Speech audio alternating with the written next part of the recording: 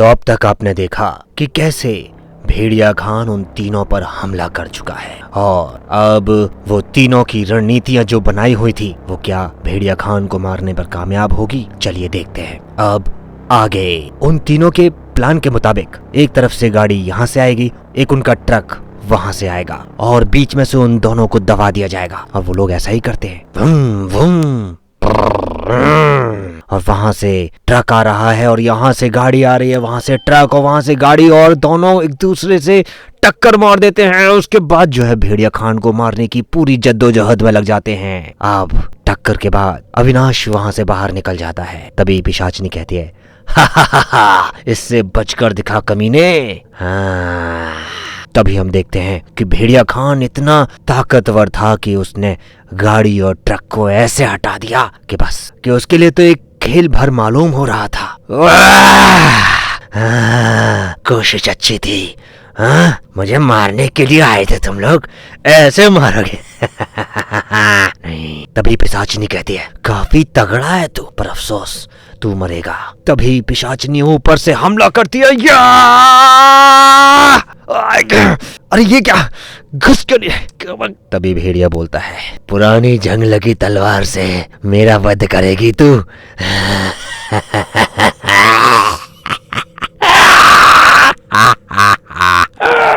तलवार घुसी क्यों नहीं? तलवार साला मोटी चमड़ी का गेंडा। जब देखते हैं तो यहाँ पर पीछे से ही अविनाश आया और उसके ऊपर हमला कर दिया। तर तर तर तर गोलियां पड़ रही हैं उसके ऊपर, लेकिन उसके ऊपर कोई असर नहीं हो रहा है।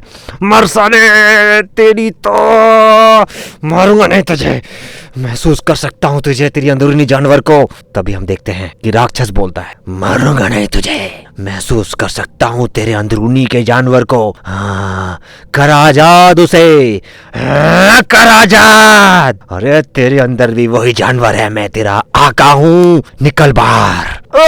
कभी नहीं। अच्छा, कर आजाद, आका हूँ मैं तेरा। अपने जानवर की भूख मिटा इन पिशाचों से, मिटा भूख। नहीं, कभी नहीं, कभी नहीं। तभी वो एक दूसरे को लात मारते और उसके बाद यहाँ पर बताया ना मैंने तुझे, हुक्म मार मेरी, बन जा तू मेरा झुंड का पहला शैतान। ना, नहीं, नहीं बन सकता मैं, आका हूँ मैं तेरा, बन जा मेरा गुलाम, बन जा, बन मेरा गुलाम। नहीं, नहीं बन सकता मैं, नहीं बन सकता। अविनाश हटो वहां से। देखते हैं कि तभी वहां पर ट्रक वाली आती है, ट्रक लेकर, और उसको दौड़ मारती है और भेड़िया वहां से उड़ता हुआ कहीं और पहुंच जाता है। तभी वो अविनाश से कहती है, तुम ठीक हो अविनाश? हाँ मैं ठीक हूँ।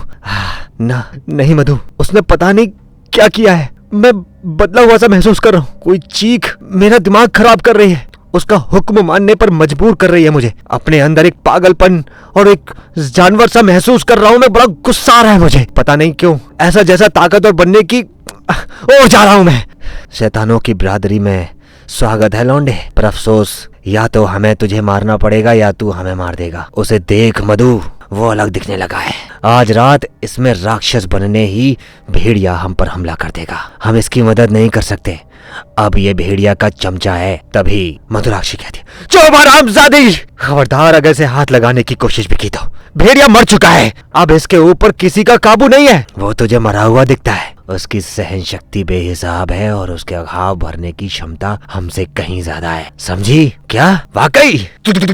वो पलटवार उस पर गोली कर देती है और दू दू दू दू दू दू दू दू। तभी हम देखते हैं कि वहां पर जो ट्रक था वो फट जाता है। तभी पिशाचनी कहती है, अब अपने घाव भर कुत्ते, शायद मर गया। तुम्हें अभी भी कोई शक है क्या? हाँ, यहाँ जीव बाकी हैं, राक्षसों से अलग है, पता नहीं ये मेरा भ्रम है या सच, पर शायद मैं इससे पहले भी भिड़ चुकी। उससे लड़ते लड़ते वक्त तो मुझे ये एहसास हुआ ही था और ऐसा लगा था, पर क्या पता। तुम जानती हो उसे? हाँ, एक तरह से हाँ। राक्षस पिशाच से ये सब चल रहा है? हाँ, कहीं मैं रामायण काल में तो नहीं हूँ? हाँ, ये सब क्या हो रहा है? अविनाश बिल्कुल अचंभे में है और ये सब देखने के बाद उसके दिमाग में ना जाने क्या क्या भ्रम पैदा हो चुके। तभी पिशाचनी बोलती है, एक तरफ से हाँ, हम रात की नस्लें हैं, असुर राज का श्राप है हम पर। युगों पहले एक चमत्कारी दुनिया भी थी जिसमें एक अंधकार में शैतानों का स्वामी रहता। उसका साम्राज्य जादुई था। उसने सदियों तक राज किया, पर एक ऐसा समय आया जब इंसानों ने उसके साम्राज्य पर चढ़ाई कर दी। इंसानों के जाबाज नीले राजा ने अपनी सेना के साथ उसके आसुरी द्वीप पर धावा बोल दिया और एक प्रचंड युद्ध के बाद असुर राज मारा गया। पर मरने से पहले उसने मानव जाति को एक श्राप दिया कि उसका प्रभाव अमर रहेगा, जो इंसानों को शैतान में बदलता रहेगा। इस प्रकार पिशाचों, नागों, बेतालों जैसे अन्य प्राणियों का जन्म हुआ। इंसान वो प्राणी बनने में और आगे रहे। इंसान वो प्राणी बनने लगे जो कभी असुर राज के राज्य में हुआ करते थे। हमारी संख्या असंख्य हो जाती अगर हम एक अवगुण के साथ ना जन्मे होते तो। दूसरी प्रजातियों से रंजिश। प्रकृति संतुलन बनाए रखती है ताकि इंसान भी जी सके। कई शैतानी प्रजातियां धरती से विलुप्त हो गई हैं।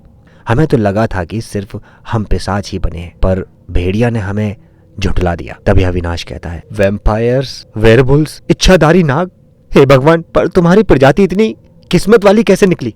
हाँ? पिशाच और राक्षस सबसे पहले प्रबल जातियों पर थे। हम पिशाच अपने दल, नियंत्रण, अपने राज को राज रखने के हुनर और अपनी उत्कृष्ट अकलंदी पर ताव देते हैं, जबकि राक्षस, जिन्हें तुम वेयरवुल्व्स कहते हो, वो सबसे बलशाली हैं पर जंगली हैं। राक्षसों में बदलने के बाद वे कट्टर मूर्ख जानवर बन जाते हैं। यही वजह है हमने और इंसानों ने उनमें से कई को मारा है। पर भेड़िया खान एक उपवाद है। ये तो बदलने के बाद भी अपनी मति नहीं खोता। वो अपने झुंड को नियंत्रित रखना चाहता है और जानता है वह अब तक का सबसे ताकतवर और फुर्तीला और तेज तर्रार राक्षस है। वो मरा नहीं है, लिख कर ले लो। जब बारूद उसे नहीं मार पाया तो एक तेल की टंकी क्या मारेगी, वो फिर से जरूर आएगा। तभी हम दूसरी तरफ देखते हैं कि वो भेड़िया खान सरदार वहां से आग की लपटों में से निकलता हुआ बाहर आ जाता है और इस बार उसे चोटिल करने के लिए हमारे पास कुछ भी नहीं। तभी अविनाश बोलता है, और रुको,